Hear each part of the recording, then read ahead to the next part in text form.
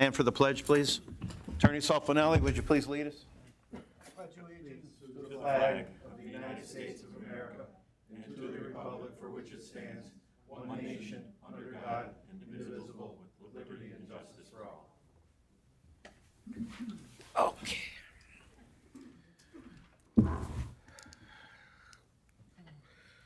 Okay, good afternoon, everyone. We're going to call to order the February 21st, 2024 Lackawanna County Prison Board meeting. First item of business, the approval of the minutes from the last meeting. I need a motion, please. Second. All in favor? Aye. The opportunity for the public to address the board on agenda items only. Joan Hodawan at Scranton. With regard to the warden's report, the staffing update, something is nagging at my brain. 75 intermittent FMLA, and you have 108, possibly 184 full-time officers. Now, there's no breakdown of how much time is involved in that FMLA. I guess it could be 1 day, 1 week, 1 month, you know, it's intermittent. Joan, how about we address that while she's giving her report? I'll come back up. Is that then. fair? That's fine. Okay, we'll do it that way. Thank you. Anybody else? On agenda items only? Okay. We have two motions to approve. 24-3010, motion to approve all current payables for the Community Correction Center and the prison. I'll need a motion. Motion. Second. All in favor? Aye. Okay, the next motion is 24-3013, motion to authorize payment from the prison welfare account of $9,010.80 to the Kahansky Company, PC, for the audit of the prison inmate and welfare accounts. Before I make a motion, I'm going to ask the Controller DiBileo to just elaborate more on this audit and what it entails. Controller? Thank you, Sheriff. This motion is to authorize the payment to Kahansky and Company for the audit of our prison inmate and welfare/canteen accounts. The audit was completed by Kahansky and Company on January the 15th and covers the period through December 31st of 2022. We actually invited the auditor to be here today to answer any questions that the board might have, but she was not able to be here today and said that she will come next month if we'd like her to. So maybe we'll have her do that. That's up to the board. As you know, my office reviews and reports on the prison inmate and canteen account reconciliations and bank statements and have found no discrepancies, at least since I'm in office. The audit said that, in their opinion, the inmate account has areas of concern or note. However, as you may understand, the nature of a prison has many inmates coming in and going out on a daily basis, and tracking that account is always in flux and has constant turnover.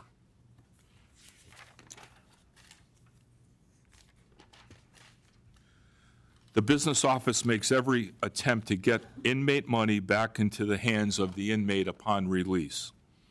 The audit mentions $134,000. Now, this audit has been sent to every board member, so they've had this to look at for over a week now. The audit mentions $134,000 of inmate account funds for released inmates who the business office has identified. They have this money, they know who it belongs to, but either the inmate has not come back to the prison for their money to claim it, or the business office has no known address for this money to get it back to the inmate. That's $134,000 mentioned in the audit. Today, that figure is $121,000.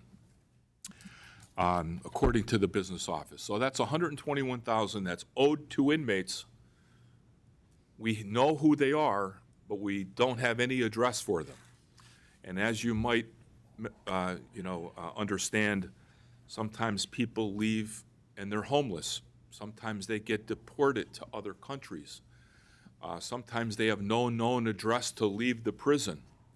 So it's always in flux, but the business office does their best to get that money back into the hands of the inmate. Besides that $121,000, the audit mentions $150,000, which is in the inmate account, that the business office does not know who this money belongs to. And that is since the implementation of the offender management system, which is the current system being used to track funds in the inmate account, that went into effect originally back in 2008. So to break down, my report that I'm going to give is going to identify the fact that the inmate account has $364,000 in it as of January 31st, a couple of weeks ago. But the $412,000 that the audit identifies in the inmate account, there's $150,000 of it that the business office has, and it's unidentified money. We're going to need to do something with that money. That's old money. That money can potentially go back into the general fund to pay county bills.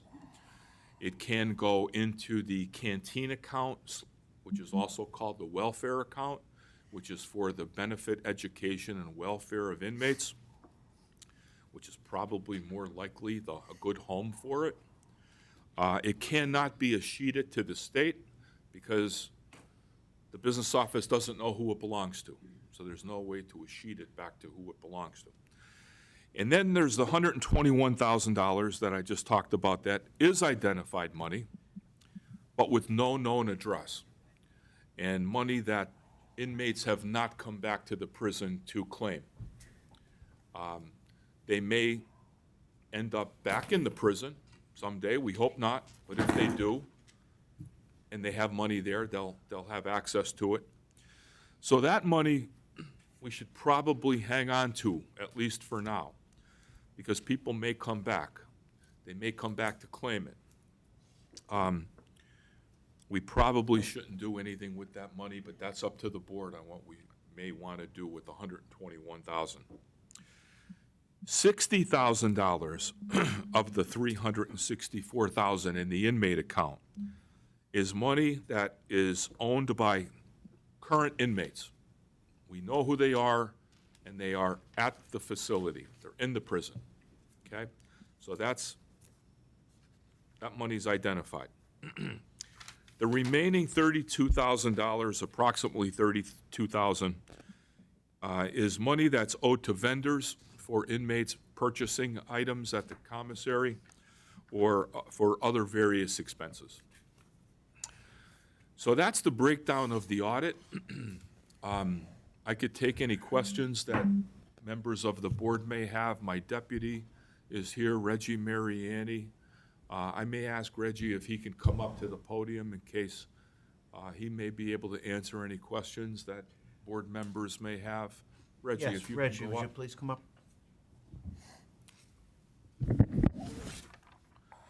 So that's where the audit stands. We don't have the auditor here, but she may be here next month, okay? And in the meantime, Reggie or I can answer any questions that you may have over the things I just covered about the audit. Okay, anyone board members, if there's any questions. Yeah, I have a question, Reggie. If you can answer, and if not, we'll reserve it for the auditor when she's here. But do we know how long the $121,000 has been sitting there? And specifically, has it been in excess of 7 years? Yes. Some of it has, because we ran the report based on the inception of OMS in 2008 to present. So it could have inmates who originally was there in 2008. And do we know a breakdown of how much money was there beyond that 7-year window? No, no, we didn't do any analysis, but that figure is in a constant state of flux. Like, when they did the audit, it was 134,000. So since the audit, we must have paid some of those inmates, about 13,000 throughout, between that point and today's date. Could you tell us the importance of that 7-year window, but you specified 7 years? Why is that important? I think I'm the one who specified it, and I could be incorrect, but there is a period of time where, with unclaimed money, you're supposed to turn it over to the state, the cheat language. So any of that money that would have been beyond that window should have been turned over to the estate, and I would recommend we get a breakdown of that money and turn that over to the state Treasury Department. They then have a period of time, and again, I don't profess to be an expert on what their rules are, but they have a period of time where people can then make claims for unclaimed property and get that money to the rightful owners. And after the expiration of a certain period of time, then that money becomes money of the Commonwealth of Pennsylvania. But our obligation would be to turn it to the state. I agree with that, District Attorney Mark. However, that 150,000, the business 121 office doesn't know. I'm talking about the 121. Oh, the 121, yes, absolutely. Yeah, no, we have to notify the state if we do have any escheated funds that were not escheated according to their regulations. So we'll have to send a letter to the state telling them that we do have funds. So this way, we won't be penalized when we do send it to the state. Reggie, do you know if that is solely released inmate funds, or when they get transferred to state prison on a sentence, does that automatically go to the state, or could that be included as well? For the released inmates? So the 121,000, Right. says released inmates. Yes. Do we know that that does not include state prisoners if they were Yeah, those were just the prisoners that were housed in the Lackawanna County facility. people transferred to state or held in their sentence? Yeah, right. Now, if they come back from the state to us, they still have their account out there, they can tap their account. So I think we should get a good breakdown of the money before we decide what we're going to do with it. I think that would be the best Yeah, course and of I action. think we should make more of an effort maybe to try to track down some of these people before we do that. I don't know how intense that search is. And for next month, I can get a further breakdown, as Mark mentioned. Yes, please do. On how much of that 121,000 is over 7 years and how much is under 7 years. That would be great. Yep. But I think The auditor could be here next month. the determination has to be made on the 150,000, what you'd like to do with that. Yes, and perhaps next month we can talk about that 150,000. I think that's the best course Do of we at action. least know, Reggie, if that is money that was originated in the canteen fund, the 150? No, that's strictly the inmate account, nothing to do with the canteen account. I'm sorry, poorly worded. It's at least inmate, it's at least inmate money. Yes, Right. you're correct, Mark. Okay, thank you. Will you be able to have a breakdown for us for the next board meeting? We'll have to work with the business office and see what type of printout that comes off, and we'll have to work around whatever printout we can get from OMS. I think the board would agree. I think we should bring in a representative from Kahansky in case there's any questions for the board or the public. Absolutely, yes. Tracy, could you please put that on the agenda for next month? A representative for Kahansky, PC? Thank you. Yep, we'll invite her. Any other questions from the board for Mr. Mariani? Thank you, Reggie. And just for correction, I said 7 years. I'm just Googling it now. It does indicate annually unclaimed property should be turned to the state. So I think the 7-year rule is when it's in the state and not claimed. So that don't quote me on that 7-year rule as being the window of time. But we need to define that and then comply with the Pennsylvania law to turn over any unclaimed money annually from that fund. Yes, that sounds good. Yeah, there's a 3-year rule somewhere too, that we'll check the rules and determine what the amount that we're looking at. Thank you. So we can vote on paying the bill. Right. Is that all you have for that, for the audit report, Mr. DiBileo? That's all I have, Sheriff. Okay.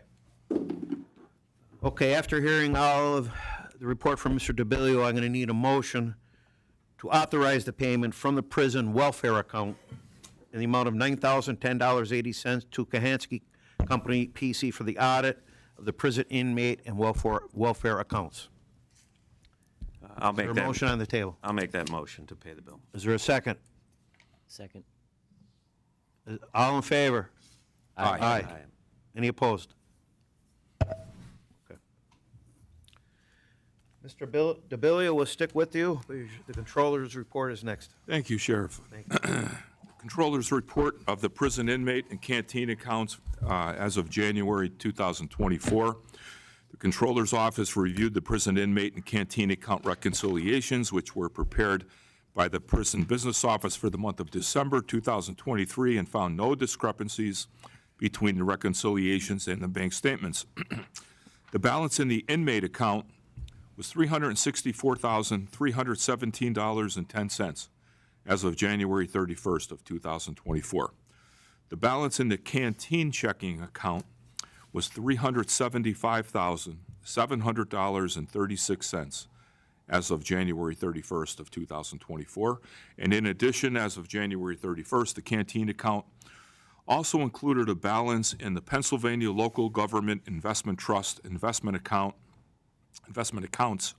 of $900,556.47, which earns approximately $3,767.92 per month, which will mature in July of 2024. And during the month of January of 24, $89,262.28 was paid from the canteen account for the benefit, welfare, and education of county inmates, and an itemized detail of those expenses are attached to my account. I would like to make mention here on the question, if I may, Yes. Sheriff, that knowing that the canteen account has $900,000 invested in it, and $375,000 that's in the checking account, and this account grows by approximately $10,000 per month. I took it upon myself to look into new ways, other ways that we could possibly, this board could possibly use canteen funds for the benefit, welfare, and education of our Lackawanna County inmates. I and members of my staff met with Deputy Warden Norzell and members of the Prison Business Office at the prison just yesterday, and to brainstorm ideas for that money. My office took particular notice of Lancaster County that has a policy in place for many additional approved expenditures for canteen account funds, such as exercise equipment, gardening, transportation costs upon release for inmates, providing indigent inmates with some commissary items that they may not be able to afford on their own. Another policy that Lancaster County happens to have is that they maintain $500,000 of canteen funds in the canteen account at all times, and all monies over that figure goes towards giving the taxpayers a break and putting that excess funds into upkeep of the prison, for example. That may be something that our board may want to ponder. That policy would help both the inmates and the taxpayers. Some counties, by the way, put virtually all of their excess canteen funds into the general fund to pay any type of various expenses that the county has, not only prison-type expenses. Personally, I wouldn't be in favor of that. but would be more personally in favor of potentially putting the money into the prison itself to help the taxpayers out. But Deputy Warden Orzel is here, and could you take the podium by chance? So we talked about some items that are potential expenses that can be paid by the canteen account, Deputy Warden. We did. We talked briefly, not briefly, but we talked about, we revisited the idea of the electronic books. We talked about exercise equipment for the inmates. That's something I was going to bring up today. I don't remember what else we talked about. I'm sorry. We talked about electronic books Yeah, the e-books. for the tablets that all inmates have. What was that? Oh, The we talked GED, about, reinstating the GED program? right, Which we had in effect before COVID. right. And once COVID hit, we did away with that because we didn't have any, in-person classes. I am currently working on something for the commissioners to show everything that we've done prior to COVID regarding programming for the inmates versus what's happening now. So there will definitely be some opportunities that we can look at, especially GED. And the one thing that we talked about was bringing in speakers to come in and speak to the inmates periodically, somebody that we could pay, that's like a motivational speaker or something. I don't remember what else we mentioned, to be quite honest. I just remember the exercise equipment, the e-books. We were talking about food a little bit, but I think you kind of mentioned with the indigent inmates, maybe we can do something Yeah, Lancaster monthly. County, for example, Yeah. provides some indigent Right. inmates with opportunities to purchase commissary items Right. at the expense of the canteen account. I don't know if I'm missing anything else. But we do have a lot of money in the canteen account, and it's for the benefit, education, and welfare of the inmates. And we have $900,000 invested, earning money. We have $375,000 in the checking account. And we already spend quite a bit of money on inmates. For example, cable TV, high-speed internet, fresh fruit favorite program, law library tablets, law library materials, haircuts for 375 inmates. We purchased inmate account checks, newspaper subscriptions, purchased card games, work boots, orange clogs, laundry bags, green trousers and shirts, billing for total body scanner, purchased brown bath towels, postage meter, lease charges, and supplies for prison haircuts. But we're always looking for different ways to spend money on inmates, and we'll continue to do that.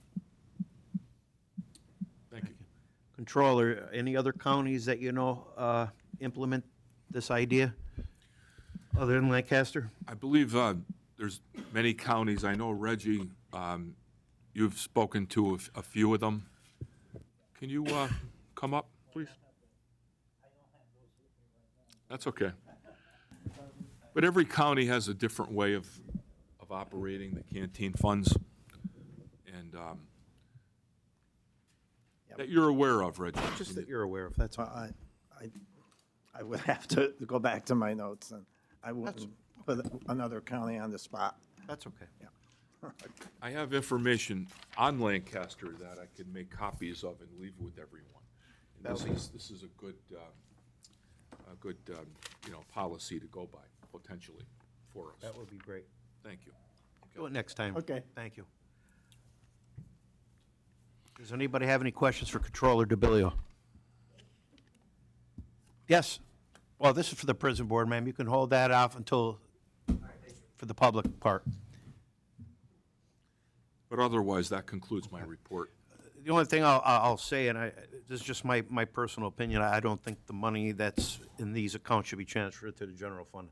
I don't think that's a good idea. That's just me personally. I don't think that's a good idea. I agree. Having said that, anything else? A motion to accept Controller DiBileo's report. Motion. Is there a second? Second. All in favor? Aye. Thank you, Controller. Thank you. Next up, 24-3012, Community Correction Center Report. Mr. McConaughey. Good afternoon, everyone. This is a house arrest report for the month of January. Adult house arrest had 170 participants, juvenile had 24. Programs revenues, obviously the month and year-to-date, they're the same. House arrest had $46,887.55. Juvenile had $5,830 for a total of $52,717.55. Programs expenses is $118,998.75. Programs completions, there were 38. Violations, there were 13. Total outstanding warrants, your papers say 4, it's 3. 1 was just captured. Budget report overall. Overtime is at 6%, expenses at 11%, and revenues at 8%. And that's the end of my report. Thank you. Any questions for Mr. McConaughey? Thank you. Okay.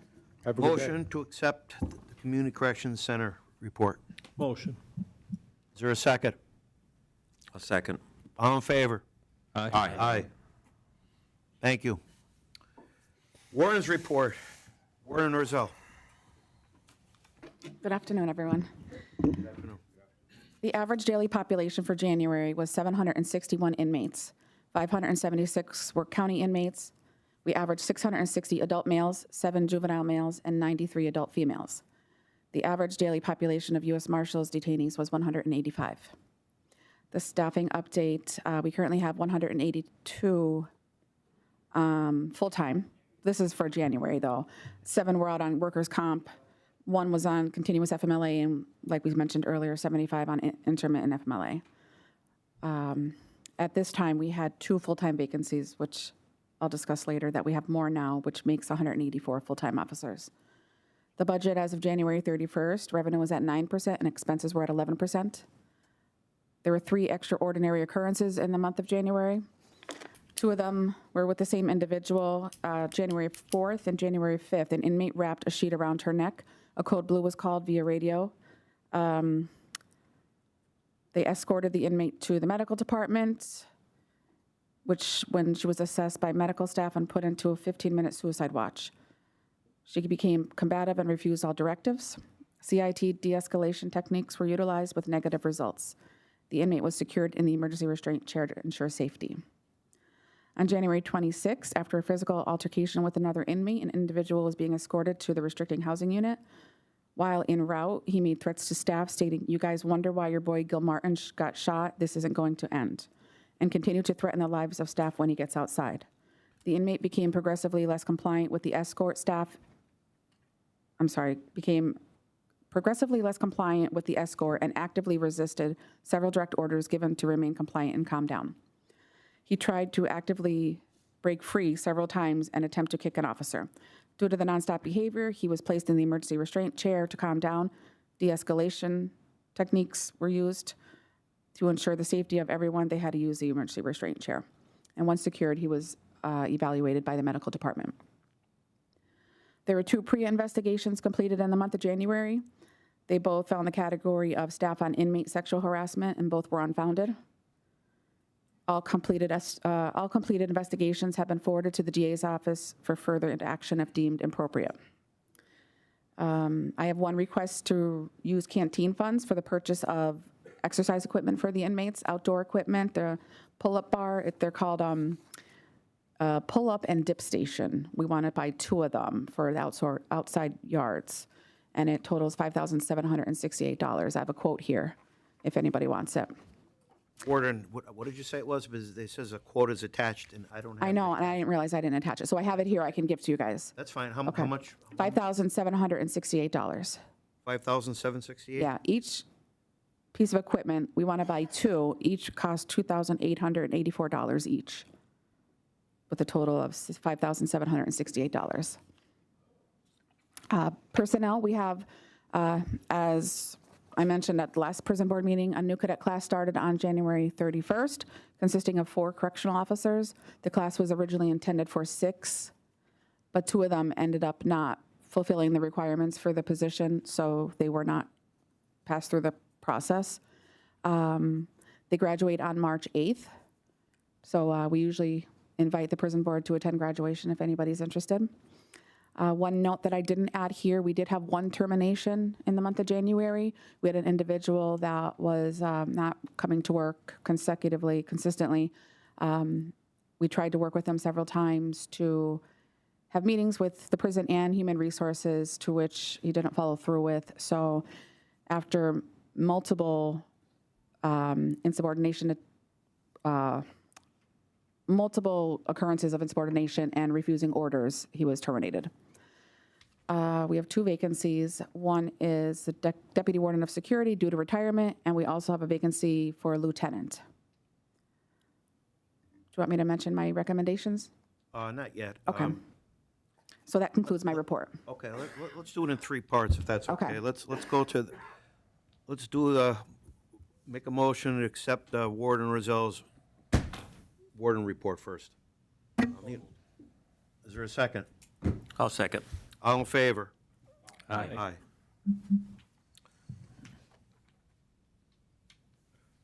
Okay, now the second request, or the first request you made was to purchase the exercise equipment for inmates, which is certainly a benefit to their health and welfare. Through Bob Barker, who's an approved vendor. Bob Barker Company. And if this is voted on, this will be taken out of the canteen fund. Yes. $5,768. I'll have copies made of it if you want to take a look at it. Yeah, I apologize. I can email it as well to everybody. It's okay. I'll make that motion. Is there a second on the motion to purchase this equipment for the benefit and health of the inmates? Second. Is there a second? Second. Okay. All in favor? Aye. Aye. Motion passes. Okay, the third. You're looking for a deputy warden of security due to retirement. Right. Kate Rominsky? Well, that's for the lieutenant position. That's for the lieutenant. Right. Okay, I'm So right sorry. now- Jason Toludo. Right. Jason Toledo is currently deputy warden of treatment. So I was going to recommend that it's just a lateral move, just a change of title, basically, become the deputy warden of security, which would leave the deputy warden of treatment position vacant. Okay, and that's your recommendation for us? That is my recommendation. He worked in our security for over almost 20 years. He was a lieutenant, and, so I think he'd be more than qualified to act as the deputy warden of security.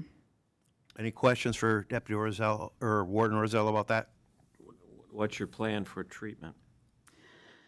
We will probably post internally and externally to seek applicants for the position. When do you think that'll be posted? I spoke with Joanne from HR last week. Actually, I'm going to be meeting with her this afternoon. We have a meeting. So probably very soon. And is the warden of security vacant currently? Yes, it was held by former Deputy Warden David Piga. He retired. And when did he retire? That was January 15th, maybe.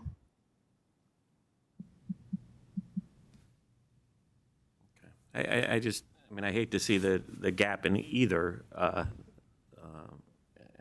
I have to believe we knew someone was retiring, and possibly we could have filled or complied with both positions in a more timely manner than Right. starting this process now, where we made progress with the treatment, and I think he's done a wonderful job there. I hate to lose him, to be honest with you. That's my only dilemma. Well, currently, he and I are sharing duties to try to fulfill all areas. Prior to Warden Betty's leave of absence, we were making plans on how we would move forward when Deputy Warden Piga retired, but then things kind of changed course when he went out on leave. Because essentially then there would be me and Deputy Warden Saludo. But we're going to fill this treatment position Yes. as soon as possible, correct? Yes, yes. Any other questions And regarding I would this? assure that there won't be any decline in treatment services or anything. We'll still maintain everything that's happening. If not, we'll try to do more. Just try to improve as we go along. Any other questions for Warden Rozelle regarding the appointment of Deputy Warden of Security? Okay, I'll need a motion to approve Jason Toludo promoted to Deputy Warden of Security.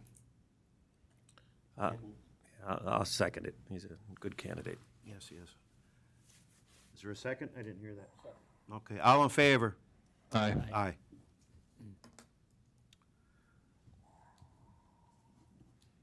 Okay, your second request is to fill a lieutenant position due to Yes. retirement. Our vacant lieutenant position, we had only a few applicants, one outstanding one that was more than qualified. She is a current lieutenant at the Luzerne County Correctional Facility, Kate Remiski. She's been a lieutenant down there for the last 5 years, and prior to that, she was their PREA coordinator. So she has extensive corrections background. We interviewed her, Deputy Warden Toledo and I interviewed her, gave her a tour of the facility, and we just think that she'll be a remarkable fit. The other candidates didn't have any corrections experience, so it was an easy choice for us. Any questions for the warden regarding the lieutenant promotion? Okay. I'll need a motion to appoint Kate Rominski as the new lieutenant at the prison.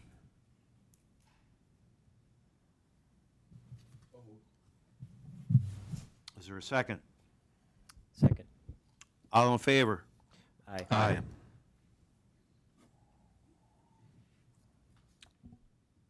Thank you, All right, Warden. thank you. Appreciate it. Were you going to entertain the questions from, with the warden? I thought you wanted to wait until the warden was there to entertain some questions. From the initial questions. Yeah, we'll take them at the end. Okay, okay. Okay, this is the opportunity for the public to address the board. Joan Hodawan at Scranton. Correct me if I'm wrong, but Kohansky's audit was the first independent audit of the inmate and welfare accounts that we've ever had? Joan, could you go up, like, I'm having a hard time hearing you. I said, Thank correct you. me if I'm wrong, but the Kohansky audit was the first audit of the inmate and welfare accounts at the prison that we've ever had. Is that To my correct? knowledge. Okay, well, I congratulate you. That was $9,000 well spent.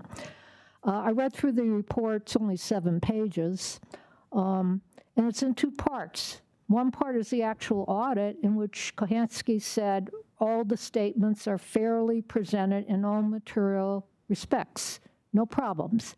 The second part was their review of internal controls, and that's where these issues came up. The most important internal control that an organization has is the independent audit. Somebody with a fresh set of eyes comes in and looks at your operation, offers recommendations, suggestions, okay? There were no problems in the actual audit, but there may be better ways of doing things. One thing I would recommend to Mr. DiBileo, that as you look into this matter, maybe the end product will be a policy of how you deal with these accounts when inmates are released from the prison, so you can track them in some fashion, set a time limit on them for, coming back for their money, and what to do if that time limit is exceeded, This way, you get a firm grip as much as possible on these monies. Remember, this may not be tax dollar revenue, but it is inmate money, and you have the same fiduciary responsibility to the inmates and their families. So I congratulate Mr. DiBileo, who was the one who asked for this audit, And I hope this will be done every year in addition to the other standard county audit. Because when you've got accounts that are approaching 7 figures, you need to have someone independently looking at them, and that keeps you from having a cloud over your head. Thank you. Thank you. And that is why a representative from Kohansky will be here next board meeting to address any concerns or questions you may have. Thank you, Joan. Thanks, Joan, and they are good ideas. And I want to acknowledge you because you're the one who brought up the audit idea originally, and I picked up on it. So thank you for the idea. Anyone else? Next, please.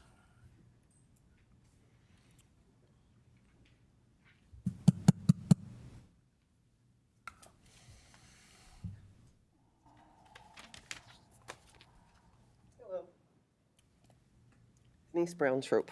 I applaud you for your ideas on how to spend that money, but if you could just remind the public where that money comes from, I would appreciate it. Yes, absolutely.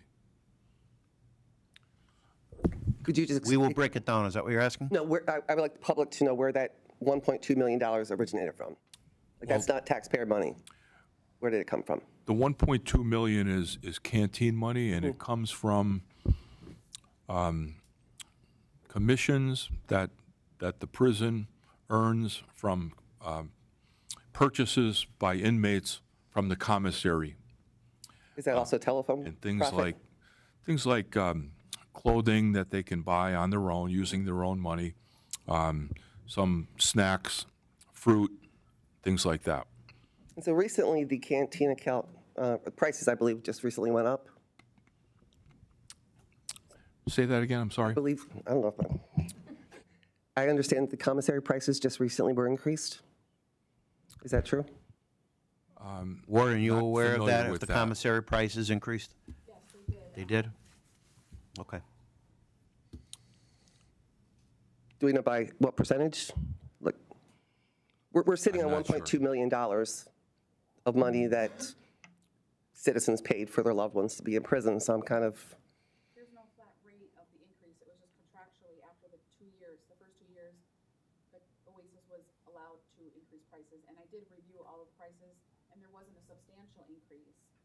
There was one drastic price change in a toothpaste that we got removed. But there was like just a general price increase. There wasn't, I don't think it was based on a percentage. It was individual. okay, thank you. Thank you. Thank you.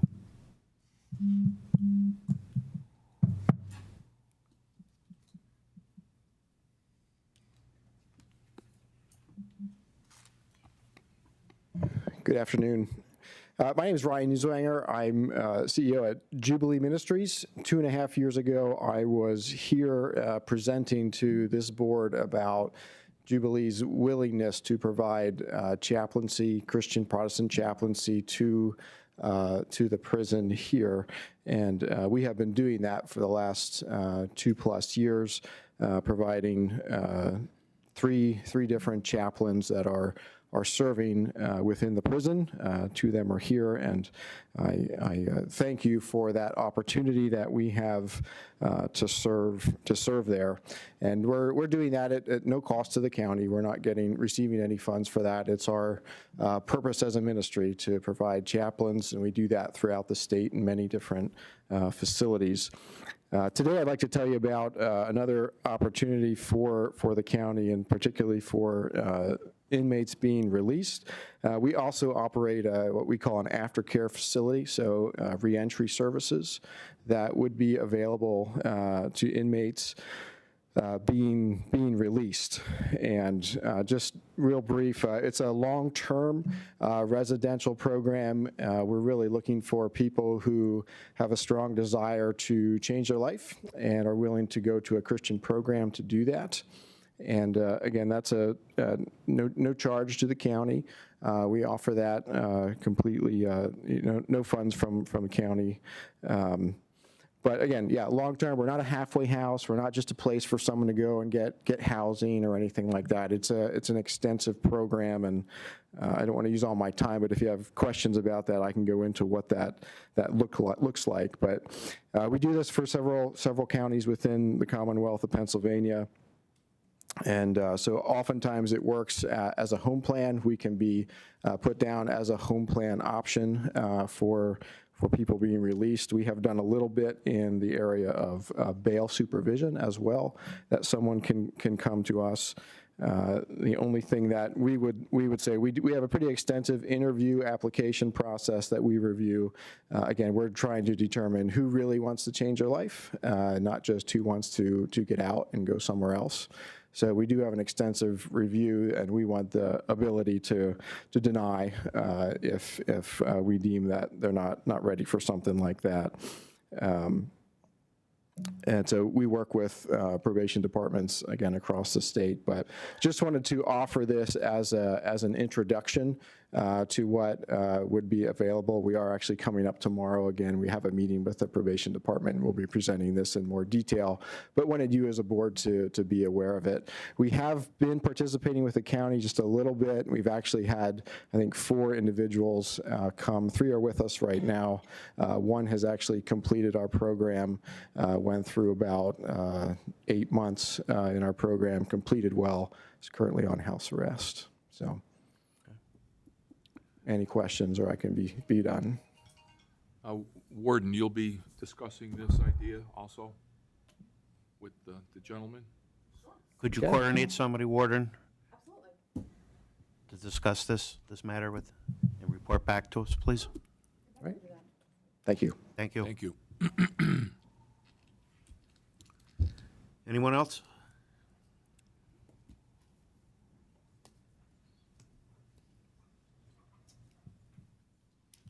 Good afternoon, Maggie Craig, Scranton. I just have some other clarifying questions about the canteen fund to follow up with what Denise was asking about. So correct me if I'm wrong, but after 4 hours of tablet usage, people start getting charged, right? Does any of that money go into the canteen fund? I honestly don't know the answer to that question. I can find out, though. Okay. And then another question, are there The any? answer is no on that one. It's not. Okay. And like phone calls to loved ones, is that going to the canteen fund? No. Okay.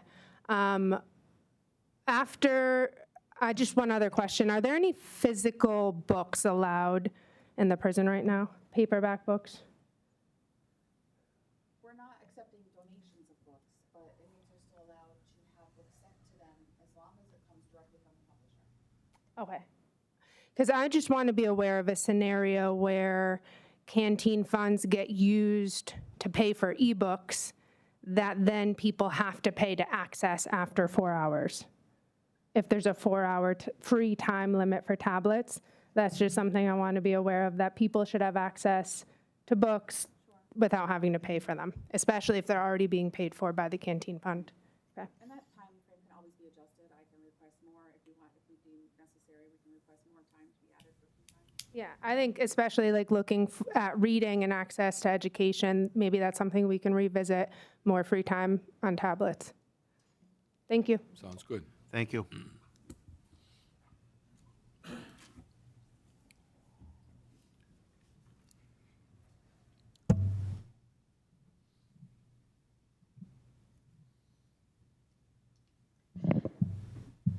Bev DeBarro, Scranton. My topic is voting. Last year at this time, at this exact meeting, the February meeting, some of you will remember, I brought up for the 8th year that we didn't have voting in the prison. And last year, we had the program. Judge Gibbons said, yeah, we're doing it. So we did, and that was in February. The primaries were in May that year. This year, our primaries are April 23rd. So we're already losing time from registering people to vote, because registrations for this primary have to be in there by April 8th, which is 15 days before the election. So that only gives us, if we do next week, which is what we did last year, In February, we had that one whole last week in February, we went around and registered. And then in the second and fourth week in March, and then we have to squeeze in the first week in April to meet that April 8th deadline, just for registration. That is, I haven't heard, including today's report, I haven't heard that anybody else is doing voter registration this year. Does that mean that I'm supposed to continue with that? Bev, did you have any communication with the Director of Elections? Because we don't know who would be qualified to vote and who would be disqualified from voting. Trust me, we did all that. Last year, we contacted 174 people, resulted in many registrations, many mail-in ballot applications, many mail-in ballots from primary to the general election. Yeah, we know who's qualified. And it wouldn't be, well, anyway, I don't want to go further than that. But I believe she would be the one that you'd have to go through. Last year, we didn't. Judge Gibbons just said, do it. We went in the jail. We met with Warden Betti. I did. So that was like a Wednesday meeting. That next Monday was President's Day, but the next Tuesday, I went to, Colleen was there at the meeting. The warden, and the warden said, just do it. He didn't want to have anything to do with it. So I did, and we had a whole procedure. It was a big learning experience, okay, so. Do you have any suggestions, Attorney Solfanelli, regarding that? That's beyond our scope. Maybe you can have a meeting with the warden and share the procedures that you developed and give a head start, and then we can figure out how to make this happen quickly. I'm saying time is of the essence. We're already late. Well, rather than somebody else starting from scratch, why don't you get together and... That's why I think, since I haven't heard otherwise, I'm volunteering, and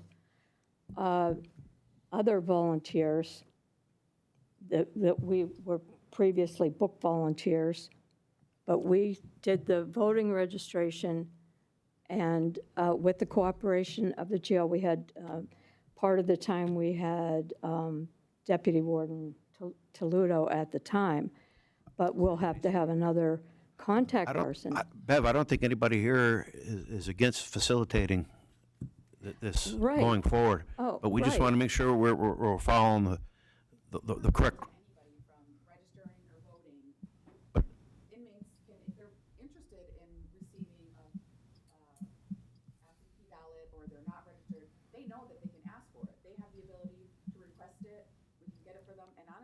Because you did it last year, I assumed you were doing it again this year. I just thought you were coming back to do it. So. Okay, yeah, when I didn't hear otherwise, that's what I thought also. Does that help, I hope? I think so, yeah, because we don't ever, in defense of the warden, he didn't necessarily say he doesn't want anything to do with it. He didn't want to take the stance because it is a political type situation, he didn't want to be directly involved, so that's why it's best for us to have a volunteer involved. Not unbiased, but just somebody not affiliated, just a volunteer. So, but I think our population is pretty aware of their ability to do it if requested. So it's not like they're being inhibited in any way, or they ask for information and we don't get it. So I think they're pretty well educated on it, but I'm certainly open for Bev to come back in and do what she needs to do. And of course, there's always new turnover, so the new people that have come in these several months aren't aware of the program. A lot of the guards, the COs, when we went around, they weren't aware that inmates were allowed to vote. It was a whole learning experience in there. But we did good. We learned some things. Probably will be requesting a couple changes to make it easier, but we're pressed for time for this primary thing. Okay. Last year, I had asked Michael Jenkins from the University of Scranton, would his criminal justice students be interested in helping? If you coordinate, Beth, or Bev, with the warden, and have Beth Hopkins involved, I think you'll be able to achieve your goal. There's nobody here, I think I could speak for the board, nobody's against that. Okay. Against what? So you have a green light, Bev. Okay. You have a green light. So, okay. And I'll need one person to coordinate, because I always say, Okay, we're coming in at this certain time, and so I'll need that person. okay, thank you. Thank you. Oh, something else. I was going to do this next month, but the golden opportunity. I'm suggesting for the yards, what is called the yards in the prison are square or triangular concrete slabs. That's where the outdoor recreation takes place. So the exercise equipment, perfect. But I was going to recommend also benches, park benches made from recycled plastic, never need painted, very heavy. Because, say, in the summer or spring, when the women want to go outside for rec, all that's there is this cement slab. And for them to sit on that, we need benches We'll in revisit there. that. We'll revisit that. All right. I was thinking that next month, when the meeting is at the jail, we could all just go down and look at the new benches. The women actually like to lay in the sun. Thanks. Thank you very much, Bev. Thank you. Anyone else from the audience? Members, other business? Motion to adjourn. Motion. Second. Second. All in favor? Aye. Aye. Thank you very much, everyone.